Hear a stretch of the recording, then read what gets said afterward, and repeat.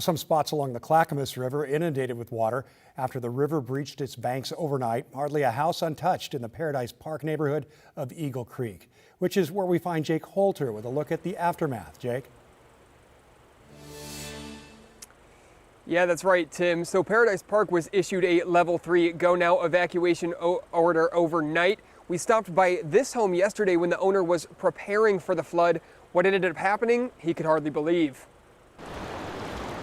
It came right through here, came through our carport, came across the side of the house, came on the other side of the house. You can see it dug out all under the carport. Rob Hudson says the river itself was flowing underneath his home, dragging debris through his carport, dislodging his drain pipe, and even getting inside the home as it continued to rise. The whole street turned into the river, basically. While he spent Thursday sandbagging the back of his son's home as well, it's still flooded as water ended up coming through the front. Across the way, the water running right into Bill Madden's garage. Came right up to there. So it just missed the drywall. Madden owns Barton Antique Mall and says thousands of dollars worth of product has been destroyed. Yeah, pure devastation.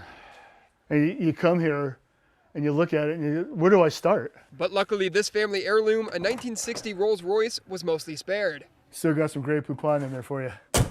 And further down Paradise Road, Larry Krause's cabin flooded out. When I got home at 1, I said, no problem, I'll spend the night here and deal with it tomorrow.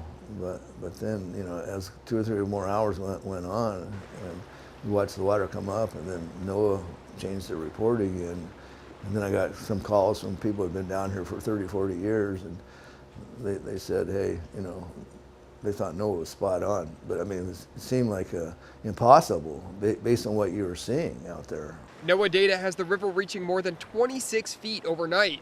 Probably between a foot and foot and a half. Krause says it was a mad dash to get everything up off the floor. Panic is what it, you know, is the way I would put it. It was just. The water's still very high near his home Friday afternoon as cleanup begins. The Red Cross had set up an emergency shelter overnight in Oregon City for those who had to evacuate and had nowhere to go. The river now at minor flooding stage here in Paradise Park. Back to you. We wish all those folks the very best out there. Jake, thanks a lot for that report.